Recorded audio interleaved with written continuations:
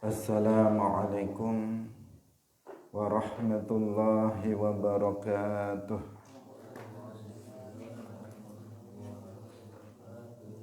Alhamdulillahi rabbil alamin.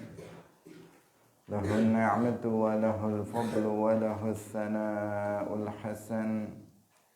Wassalawatullahil barrir rahim wal malaikatil muqarrabin ala sayyidina wa maulana Muhammadin wa ala alihi wa ashabihi tayyibin tahirin. Allahumma la sahla illa ma ja'altahu sahla. Wa ikhwanihi minal anbiya'i wal mursalin wa syuhada'i was salihin, khususan ila sultanil awliya Syekh Abdul Qadir Al-Jilani wa Syekh Ahmad Ar-Rifa'i wa Syekh Baha'iddin An-Naqsyabandi wa Syekhina Abdullah Al-Harari wa ila arwahi jami'i ahli al-qubur minal muslimin wal muslimat. Al-Fatihah. A'udzu billahi minasy syaithanir rajim. Bismillahirrahmanirrahim. Alhamdulillahi rabbil alamin. Ar-Rahmanir Rahim. Maliki yaumiddin. Iyyaka na'budu wa iyyaka nasta'in.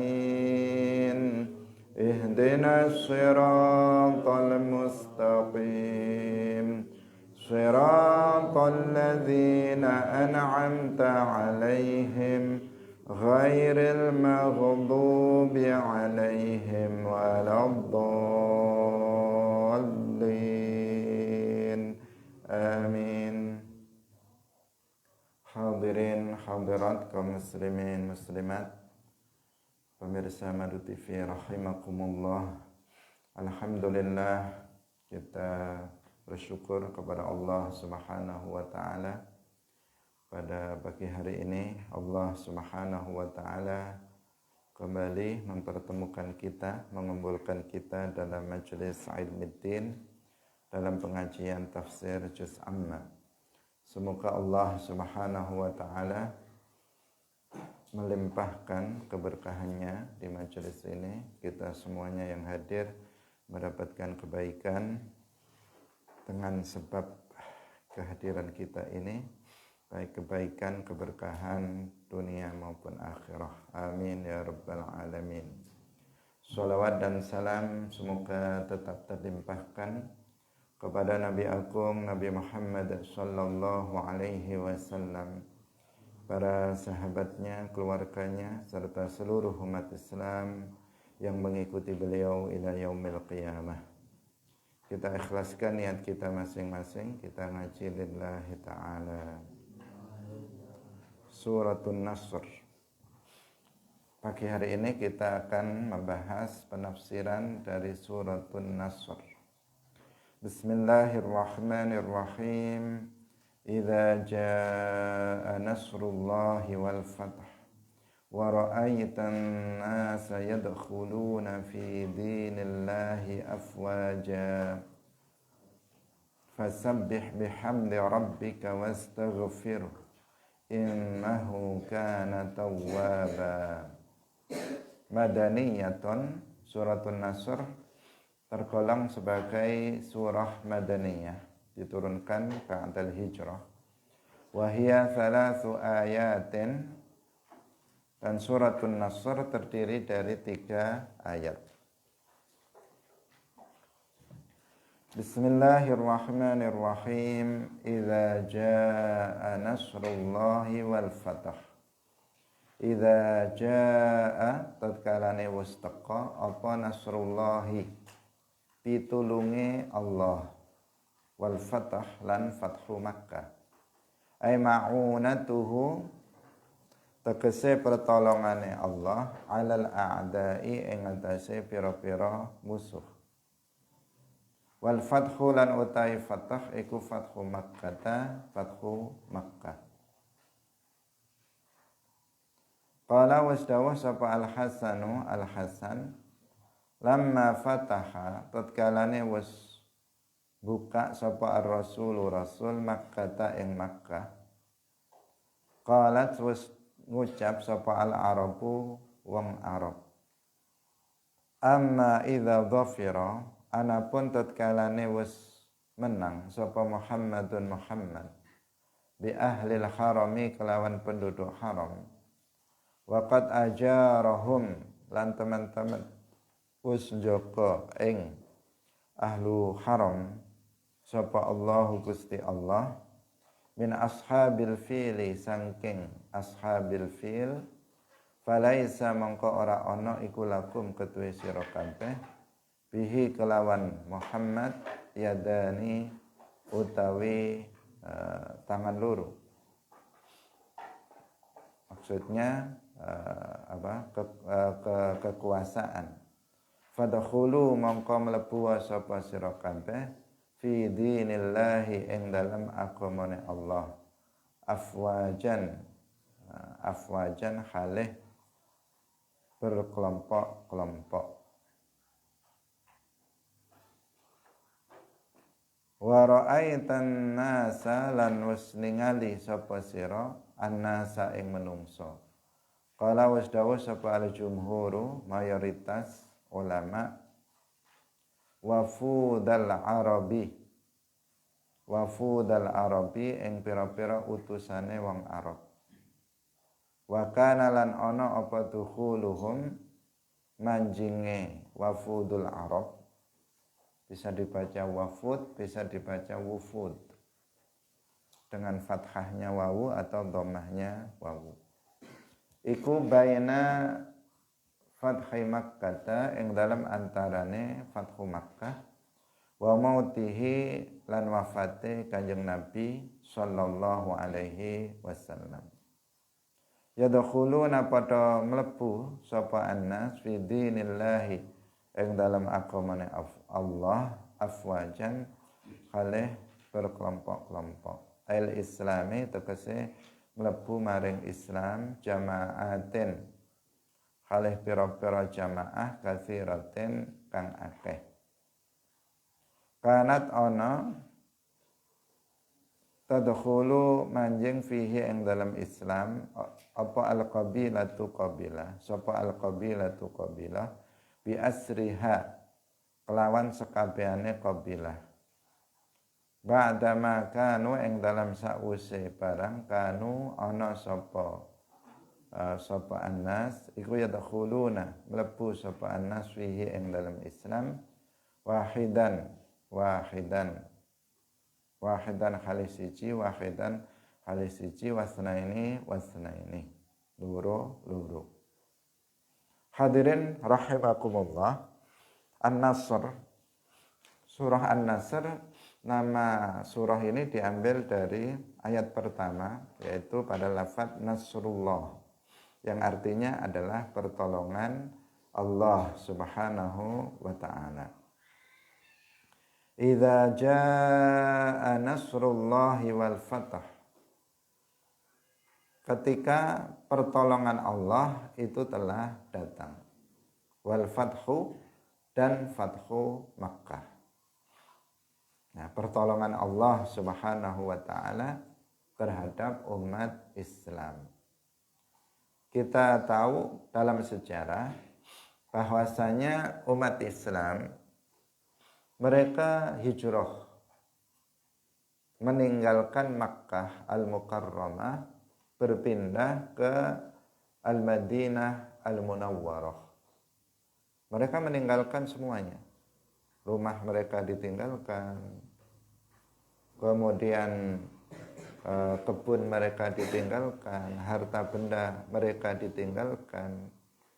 Mereka umat Islam yang dari Makkah itu meninggalkan seluruhnya, harta, kekayaan, dan bahkan sebagian juga keluarganya, pindah ke Yathrib Al-Madinah Al-Munawwarah. Karena menjalankan perintah Allah Subhanahu wa taala dan nabinya. Dan itu adalah salah satu amal soleh yang pahalanya sangat besar. Mereka kurbankan seluruhnya demi Islam, berpindah dari Makkah ke Yasrib yang kemudian diubah menjadi Al-Madinatul Munawwarah. Setelah 10 tahun Rasulullah dan para sahabatnya itu menetap di Al-Madinah Al-Munawwarah, praktis Makkah dikuasai oleh orang-orang kafir. Jadi Makkah Al-Mukarramah sepenuhnya itu dikuasai oleh orang-orang kafir. Karena umat Islam meninggalkan Makkah. Tapi setelah 10 tahun kemudian Rasulullah Shallallahu Alaihi Wasallam bersama umat Islam kembali datang ke Makkah Al-Mukarramah dan Allah Subhanahu wa taala memberikan kemenangan kepada beliau. Terjadilah apa yang disebut dalam sejarah Fathu Makkah, penakhlukan kota Makkah. Fathu Makkah biasa diterjemahkan dengan penakhlukan kota Makkah. Dikuasainya kota Makkah kembali oleh umat Islam setelah 10 tahun itu dalam kekuasaan orang-orang kafir. Dan ini sebuah kemenangan yang sangat besar. Kemenangan yang sangat besar karena Makkah tempat kelahiran Rasulullah Shallallahu Alaihi Wasallam. Makkah tanah haram yang pertama yang di situ ada Qiblatul Muslimin, Al-Ka'bah Al-Musyarrafah, itu kembali dalam kekuasaan umat Islam setelah 10 tahun dikuasai sepenuhnya oleh orang-orang kafir. Ini kemenangan yang sangat besar. Dari situ kemudian sangat banyak orang-orang yang masuk ke dalam agama Islam. Al-Hasan di dalam kitab ini dikutip perkataan beliau bahwa beliau mengatakan ketika Rasulullah Shallallahu Alaihi Wasallam itu berhasil menaklukkan Makkah, kemudian orang-orang Arab itu pada bicara, mereka pada ngomong, ketika Muhammad itu sudah sudah mendapatkan kemenangan terhadap penduduk tanah haram, yaitu tanah Makkah, padahal sebelumnya Allah sudah melindungi penduduk tanah haram itu dari ashabul fil.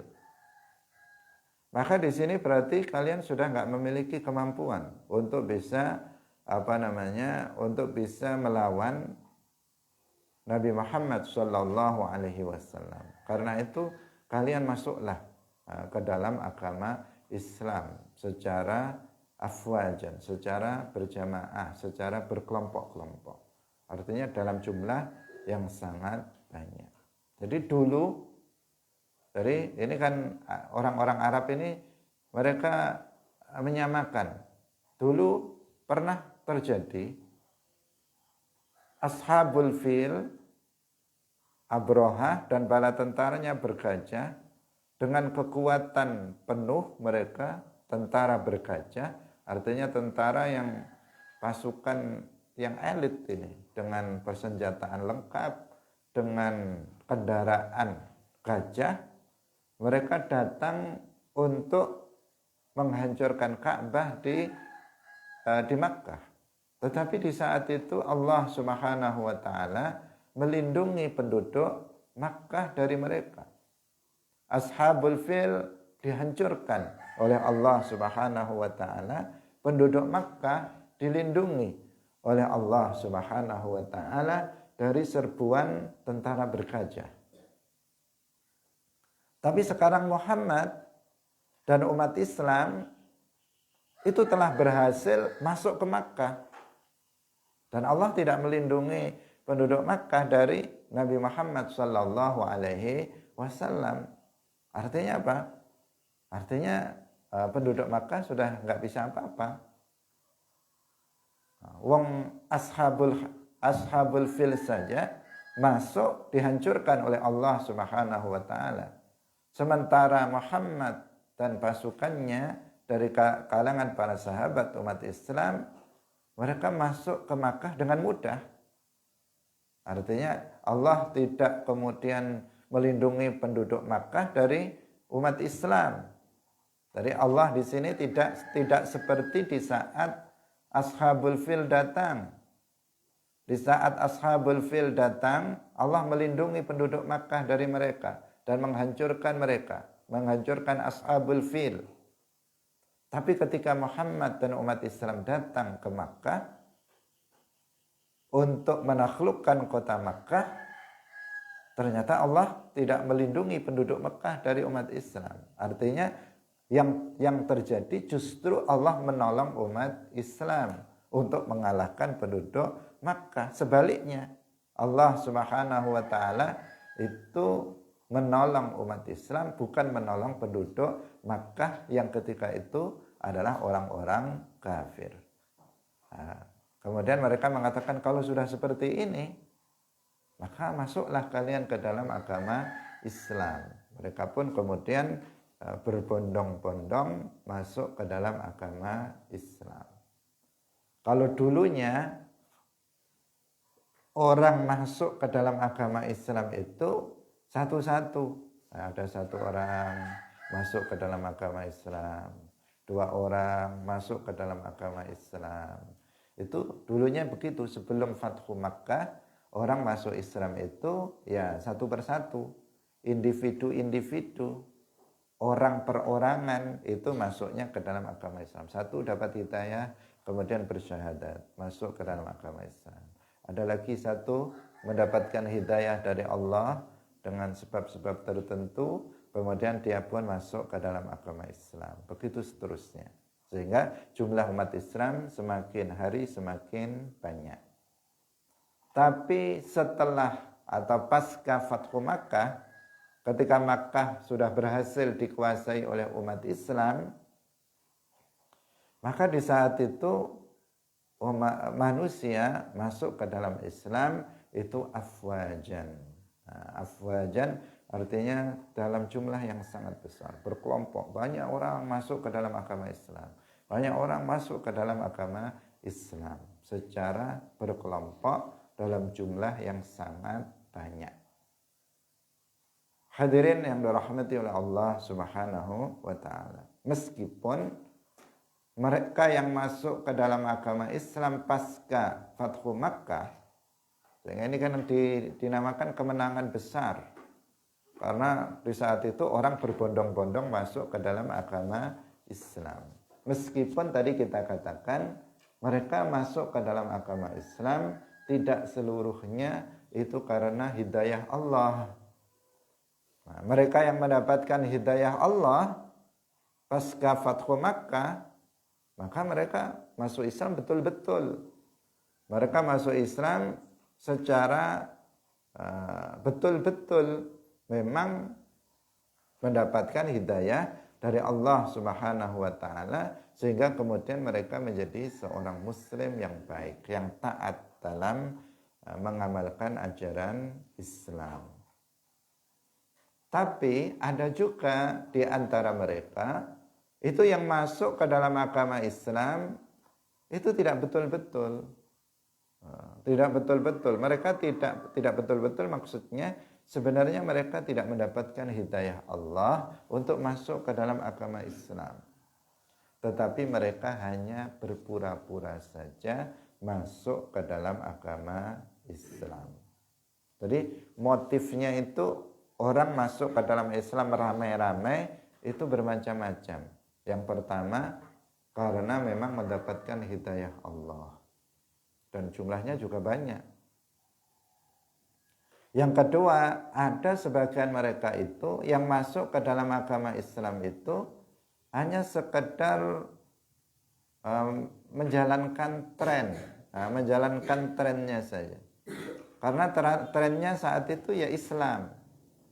Bagi mereka agama itu tidak penting. Mau nyembah patung, mau menyembah berhala, mau menyembah Allah, gak masalah bagi mereka. Yang penting orang-orang dulu itu trennya nyembah patung, mereka ikut nyembah patung. Trennya nyembah berhala, mereka ikut nyembah berhala. Sekarang sudah trennya Islam, nyembah Allah, maka mereka pun ganti nyembah Allah. Bagi mereka Islam atau enggak Islam sama saja. Yang penting hidup saja di dunia ini, mereka aman. Ini kelompok yang kedua. Kelompok yang kedua. Kelompok yang ketiga, di saat itu karena Islam sudah menang, Islam sudah berkuasa, sehingga mereka itu masuk ke dalam agama Islam tujuannya untuk menghindari berlakunya hukum Islam pada mereka. Jadi untuk apa? Menghindari berlakunya hukum Islam pada mereka. Hukum Islam apa?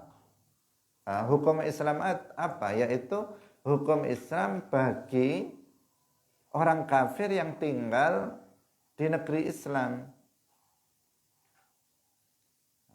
Orang kafir kalau hidup di negeri Islam itu pilihannya. Hukum Islam yang diberlakukan, yang pertama dia kalau mau tetap tinggal di negeri Islam, maka dia harus membayar jizyah. Membayar jizyah. Jadi setiap tahun dia harus membayar jizyah, harta tertentu yang harus dibayarkan ke negara untuk keamanan mereka. Satu. Kalau mereka tidak mau membayar jizyah, maka mereka keluar dari negeri Islam, atau kalau tidak, maka mereka dibunuh. Tiga pilihan yang tidak menyenangkan bagi orang-orang kafir. Kalau mereka tetap dalam agama di luar Islam, maka ini konsekuensinya. Bayar jizyah, atau mereka keluar dari negeri Islam, atau dia harus mati. Nah, karena itulah maka sebagian daripada bayar jizyah, udah masuk Islam aja lah. Masuk Islam mereka karena itu menghindari berlakunya hukum Islam pada mereka.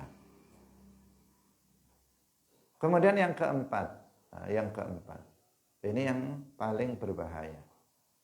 Yang keempat ini adalah para tokoh Yahudi, para tokoh Nasrani, yang mereka masuk ke dalam agama Islam itu berpura-pura dalam rangka untuk menghancurkan Islam dari dalam.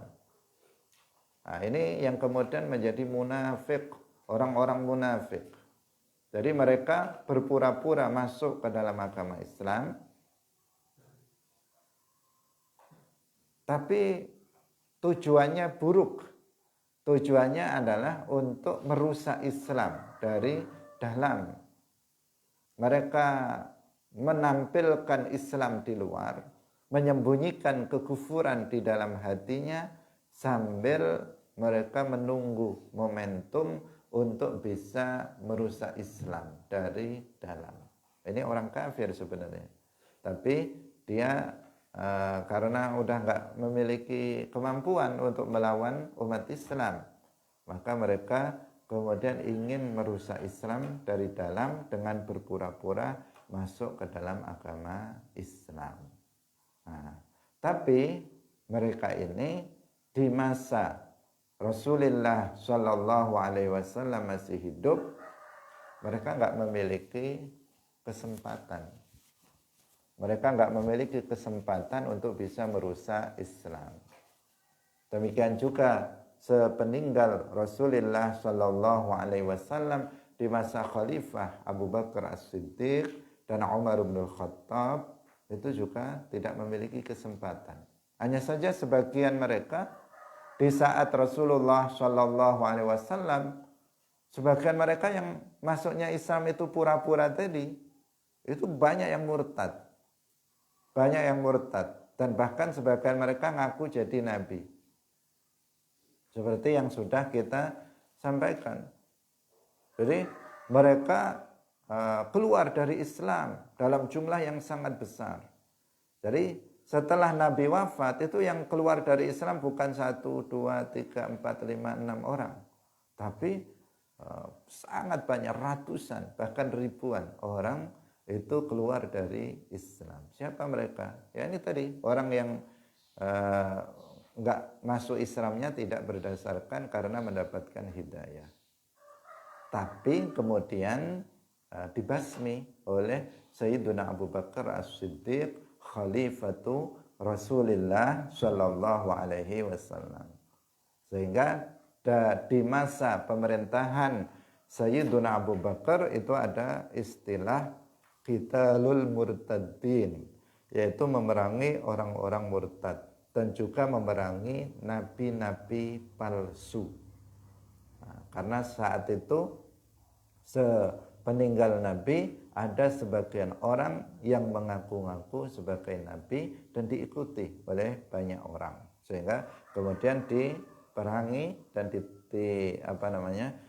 diperangi oleh Sayyiduna Abu Bakar As-Siddiq radhiyallahu anhu, sehingga kondisi menjadi aman kembali.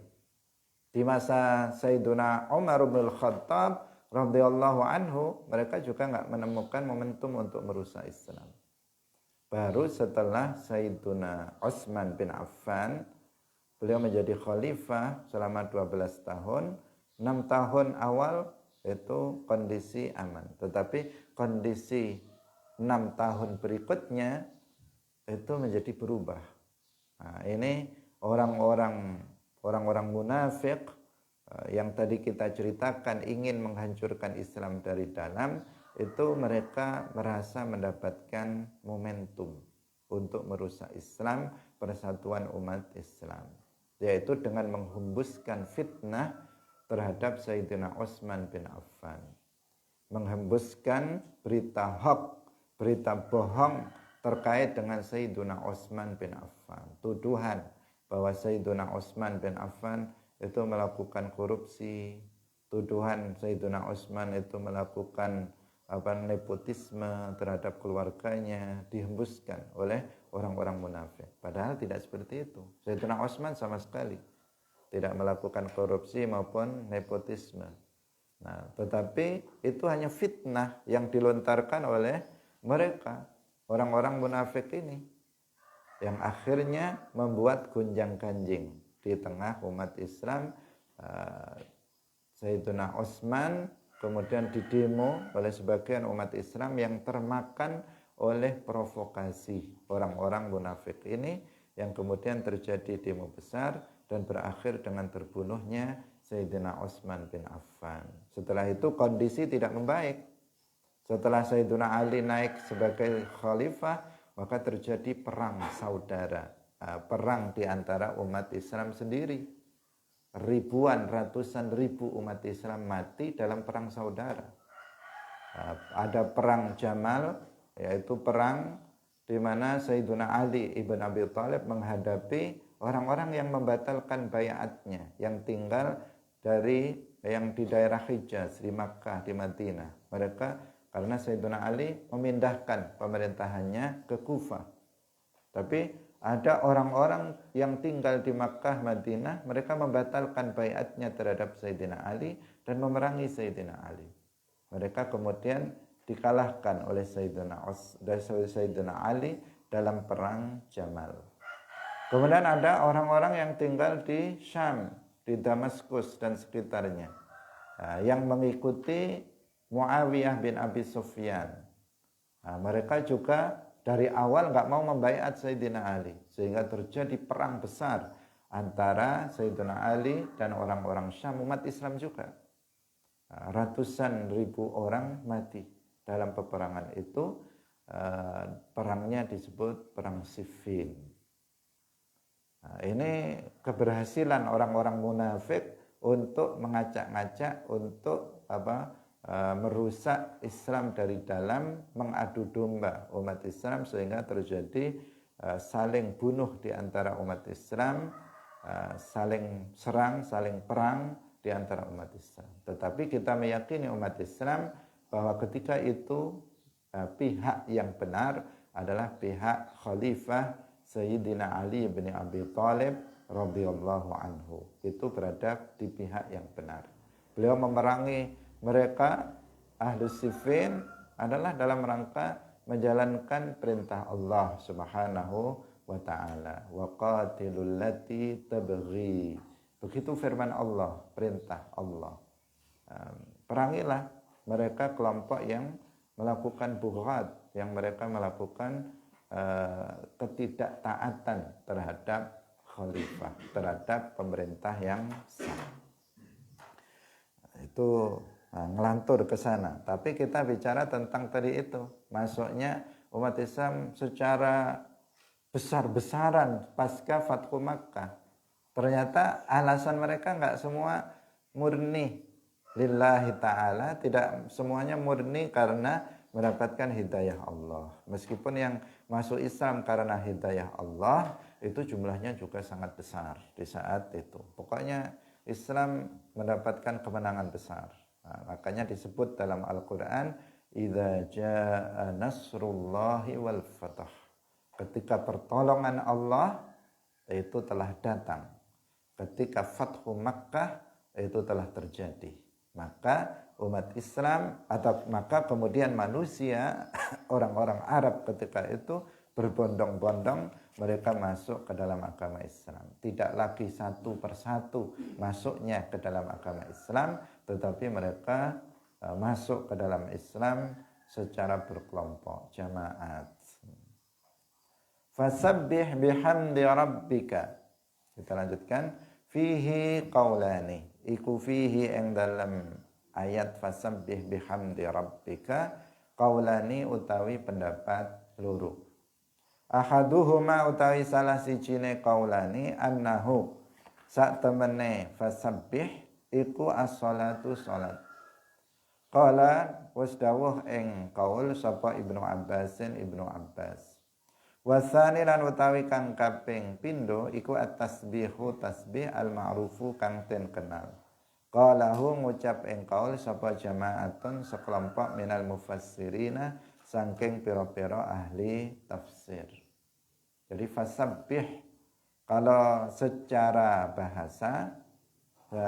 bahasa artinya bertasbihlah. Fasabbih artinya bertasbihlah kamu bihamdi rabbika dengan memuji Tuhanmu. Memuji Allah Subhanahu wa taala. Tetapi apa yang dimaksud dengan tasbih di sini? Ada dua pendapat. Pendapat yang pertama mengatakan as-shalah. Bertasbihlah artinya kamu sholatlah. Itu penafsiran dari sahabat Ibnu Abbas radhiyallahu anhuma. Abdullah Ibnu Abbas radhiyallahu anhuma. Jadi sholat yang dimaksud. Jadi sholat itu kadang disebut dengan berbagai macam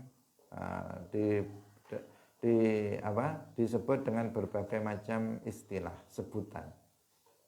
Ada kalanya disebut sujud, disebut sujud tapi yang dimaksud sholat. Ada kalanya ruku', warka'u ma'ar raqi'in. Itu maksudnya ya ruku'. Ruku' di situ maksudnya ya sholat secara keseluruhan. Maksudnya kita diperintahkan untuk sholat. Ada kalanya tasbih, itu yang dikehendaki maksudnya adalah sholat. Karena di dalam sholat itu ada tasbih. Ruku' salah satu rukun Islam. Kalau ditinggalkan maka salah satu rukun sholat. Jika ditinggalkan maka sholatnya nggak sah. Maka kemudian sholat disebut ruku'.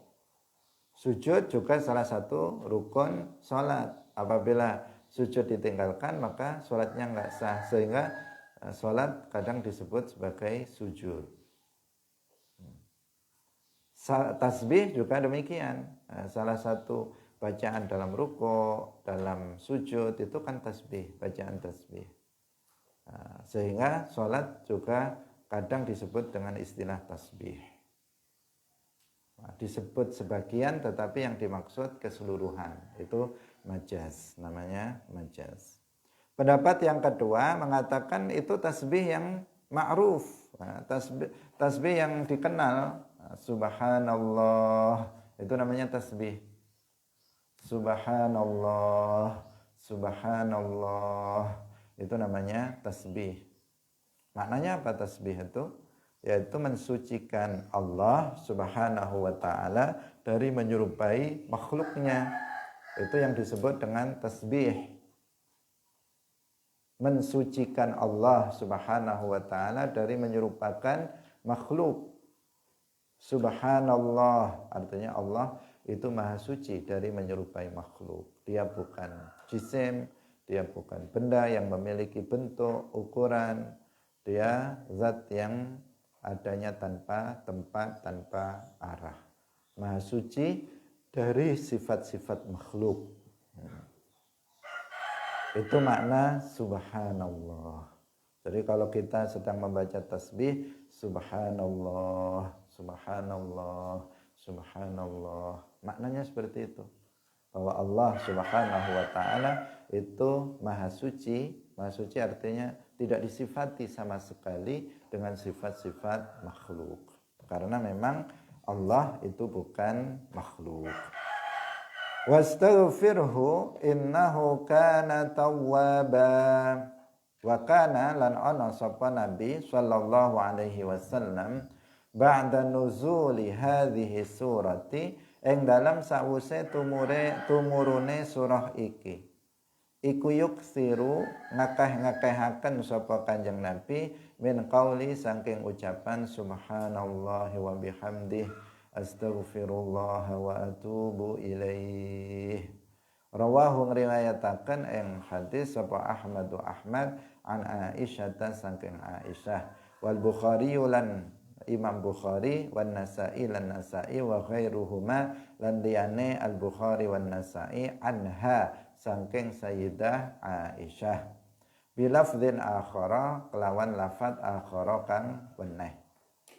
Wa qad alima lan teman-teman wis ngaweruhi sapa Kanjeng Nabi sallallahu alaihi wasallam min hadhihi surati saking surah iki dunuwa ajalihi ing pareke ajale Kanjeng Nabi. Wa hina qara'aha lan tatkalane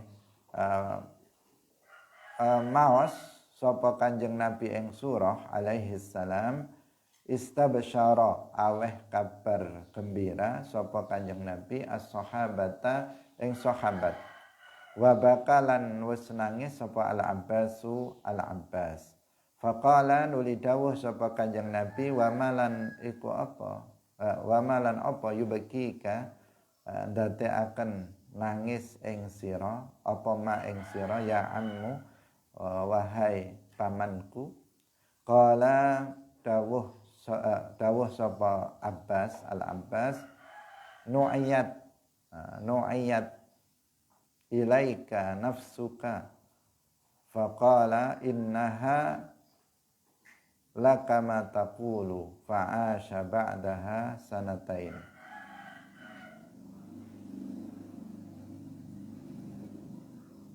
Nah, nu'iyat ilaika nafsuka, nanti kita terjemahkan belakangannya. Faqala nuli dawuh sapa Kanjeng Nabi innaha lakama, innaha sak temene keadaan lakama yakti kaya perkara takulu kang ngucap sapa sira. Fa'asha nuli sugeng sapa Kanjeng Nabi ba'daha ing dalem sawise iku Fathu Makkah sanataini 2 tahun. Sanataini ing dalem waktu 2 tahun. Wallahu a'lam. Fastaghfirhu fasabbih bihamdi rabbika wastaghfirhu. Nah, di situ dikatakan bahwa setelah turunnya surah ini, surah An-Nasr, kemudian Rasulullah Shallallahu Alaihi Wasallam itu memperbanyak bacaan Subhanallah wa bihamdih astaghfirullah wa atubu ilaih. Beliau banyak membaca itu karena memang diperintahkan oleh surah ini. Fasabbih, maka beliau membaca Subhanallah wa bihamdih. Kan fasabbih bihamdi rabbika. Maka beliau membaca subhanallahi wa bihamdihi. Kemudian wastaghfirhu. Maka Nabi membaca astaghfirullah wa atubu ilaih. Nah, menjalankan perintah Allah Subhanahu wa taala dalam surat An-Nasr tersebut. Membaca subhanallahi wa bihamdih astaghfirullah wa atubu ilaih. Dan kita hendaknya juga memperbanyak untuk membaca ini, membaca tasbih, membaca hamdalah, dan membaca istighfar, memperbanyak istighfar. Istighfar dengan membaca astaghfirullah wa atubu ilaih. Dan ini riwayat Imam Ahmad dari Sayyidah Aisyah, demikian juga riwayat Imam Bukhari, An-Nasai, dan lainnya dari Sayyidah Aisyah radhiyallahu anha. Maka sekaligus ini bantahan terhadap kelompok menyimpang seperti Hizbul Ikhwan yang melarang kita untuk membaca astaghfirullah. Kata mereka istighfar itu bacaannya Rabbighfirli, Rabbighfirli. Kata mereka enggak ada riwayat yang mengatakan bahwa Nabi mengajari kita membaca istighfar dengan bacaan astaghfirullah. Padahal ada di sini disebutkan riwayat, ada riwayat siapa Ahmad, ada riwayat Bukhari, ada Nasai, dan juga lainnya yang bahwa pasca Fathu Makkah Nabi itu memperbanyak bacaan subhanallahi wa bihamdih astaghfirullah wa atubu ilaihi. Itu bacaan yang banyak dibaca oleh Nabi. Kemudian disebutkan di sini bahwa Nabi itu sudah tahu. Beliau mengetahui bahwa dengan turunnya surah ini bukan ayat yang terakhir yang diturunkan, bukan. Tetapi dengan turunnya surah ini, artinya bukan ayat terakhir yang diturunkan itu An-Nasr, bukan. Tapi dengan turunnya surah ini, Nabi itu sudah tahu bahwa ajal beliau itu sudah dekat. Karena sudah terjadi Fathu Makkah, umat Islam sudah mendapatkan kemenangan. Maka beliau merasa bahwa ajal beliau itu sudah dekat. Sesuatu itu kalau sudah mencapai puncak, itu biasanya dia akan turun. Nah, kalau seseorang sudah mencapai, misalnya kalau jabatan sudah mencapai tingkat tertinggi, maka akan turun. Misalnya seseorang sudah jadi presiden, udah nggak bisa naik lagi. Itu setelah lengser, pasti dia akan turun. Nah, sampai kemudian dia mati. Nah, seseorang kalau sudah mencapai puncak, dari sisi umur sudah sampai umur berapa 40 tahun misalnya, sudah dia jaya-jayanya, kuat-kuatnya, habis itu pasti akan turun lagi. Habis itu lemah. Orang kalau kaya sudah mencapai puncak kekayaannya, kemudian nanti akan turun dan begitu seterusnya. Bahkan bisa turun langsung ketika dia mati, langsung habis. Jadi begitulah kehidupan ya. Ketika Nabi sudah mencapai puncak dalam dakwahnya, dibuktikan dengan Fathu Makkah, penaklukan kembali kota Makkah, Nabi tahu bahwa ajal beliau itu sudah dekat. Tidak lama lagi beliau akan meninggalkan dunia ini. Beliau sudah mengetahui tentang hal itu, sehingga Nabi Shallallahu Alaihi Wasallam dikatakan beliau istabsyara sahabah, beliau memberikan kabar gembira kepada para sahabat tentang kemenangan besar ini. Tapi ada salah satu sahabat yang juga paman Nabi, yaitu Al-Abbas. Al-Abbas ini paman Nabi, paman yang sangat dicintai oleh Rasulullah Shallallahu Alaihi Wasallam, yang memiliki putra namanya Abdullah ibnu Abbas.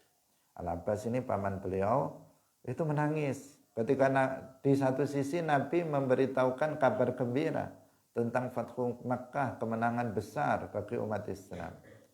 Tapi di sisi yang lain Al-Abbas itu merasa sesuatu hal yang ganjil. Nah, dia menangis. Dia menangis. Al-Abbas. Sehingga Rasulullah Shallallahu Alaihi Wasallam itu bertanya kepada Al-Abbas, wahai pamanku, apa yang membuatmu menangis? Nabi memberitahukan kabar gembira, pamannya malah menangis. Mestinya orang kalau diberikan kabar gembira itu gembira, namanya juga dikasih kabar gembira, maka semestinya itu bergembira. Tetapi pamannya Al-Abbas ini diberi kabar gembira malah menangis. Sehingga ditanya oleh Nabi Shallallahu Alaihi Wasallam penyebab dari beliau menangis. Beliau menceritakan yang intinya, itu kita belum maknai tadi, yang intinya bahwa beliau itu beliau itu memiliki sangkaan yang kuat bahwa Nabi itu tidak akan lama lagi hidupnya. Tidak akan lagi hidupnya di dunia ini. Bahwa beliau itu nggak lama lagi akan wafat, akan meninggal dunia.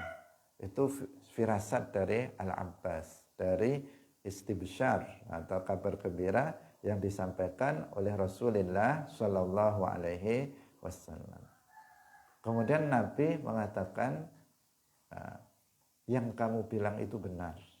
Nabi membenarkan firasat dari Al-Abbas tersebut. Nabi juga tahu itu, bahwa ajal beliau itu tidak akan lama lagi. Setelah itu 2 tahun setelah Fathu Makkah, kemudian Rasulullah Shallallahu Alaihi Wasallam itu wafat. Karena memang sudah dakwahnya sudah mencapai puncak. Islam sudah menyebar sangat luas sekali, bukan hanya di Madinah, di Makkah, tetapi sudah menyebar sampai keluar Jazirah Arab, sampai keluar dari Arab ke Ajam. Di sini Islam sudah sangat kuat di saat itu, di saat Rasulullah Shallallahu Alaihi Wasallam kemudian meninggalkan umat Islam, sudah wafat. Hadirin rahimakumullah, ada hal penting di sini yang perlu kita perhatikan.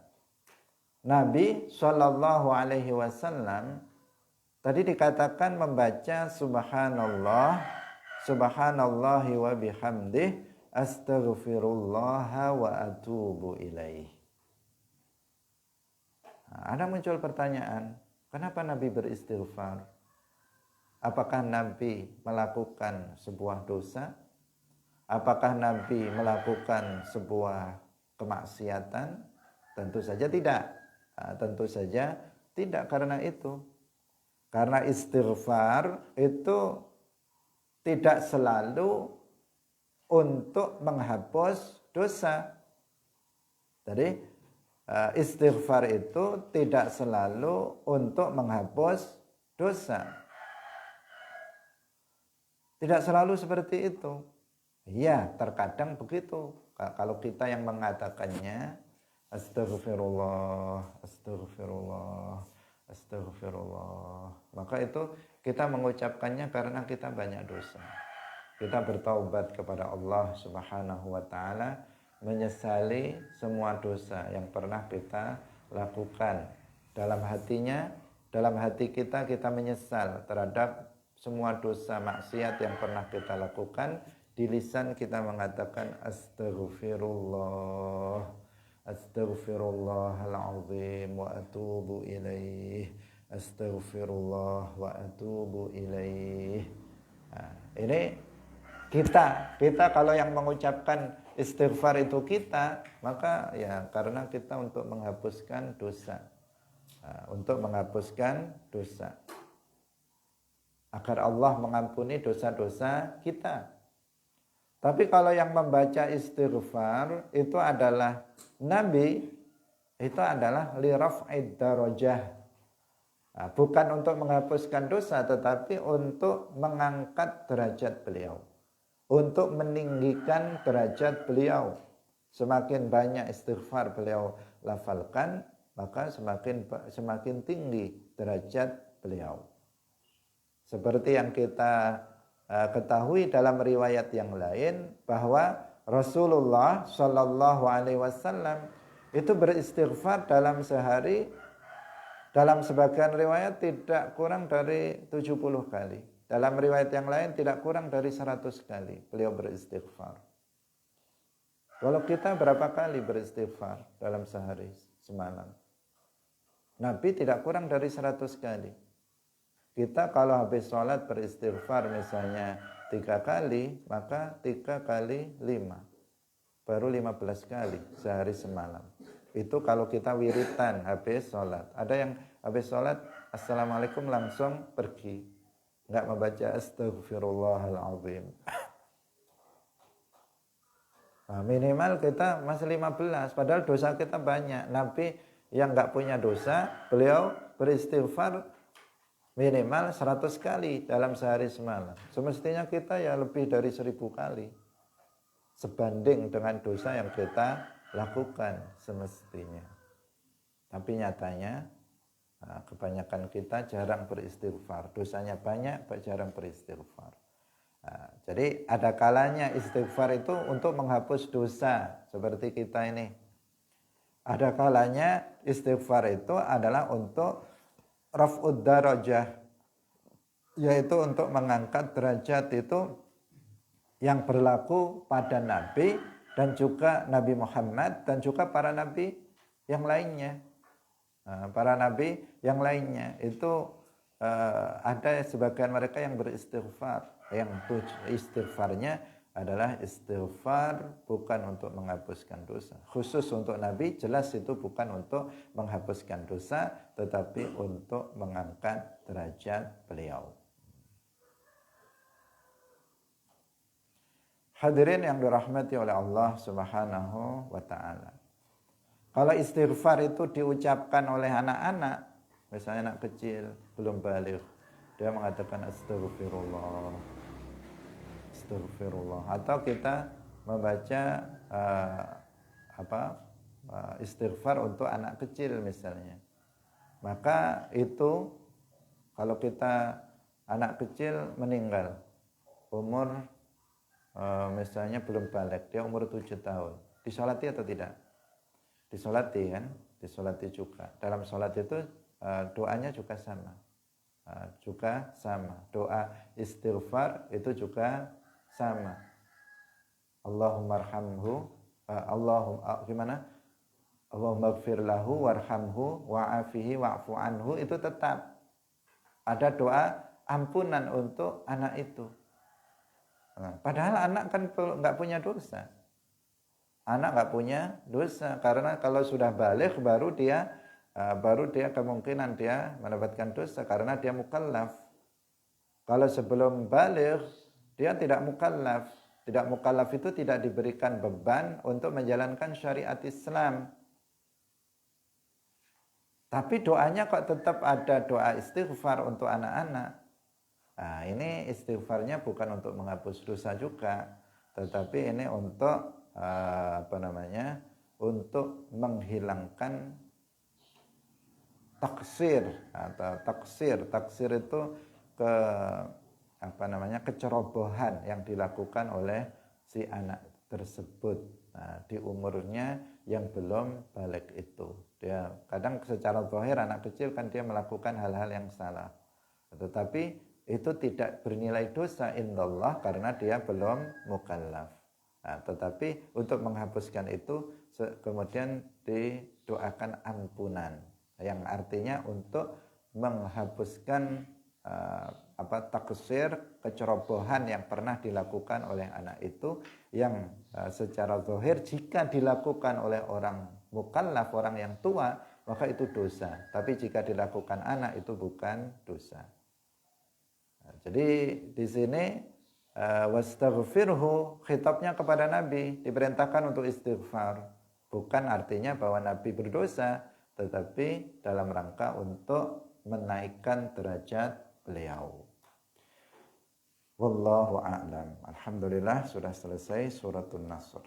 Kita sudah mendekati garis finish. Nah, besok insya Allah akan masuk pada pembahasan tafsir suratul Masad. Barakallahu fikum wallahul muwaffiq ila aqwamit thariq. Wassalamualaikum warahmatullahi wabarakatuh. La ilaha illallah. Allahumma salli ala sayyidina Muhammad wa ala alihi wa sahbihi wa sallim.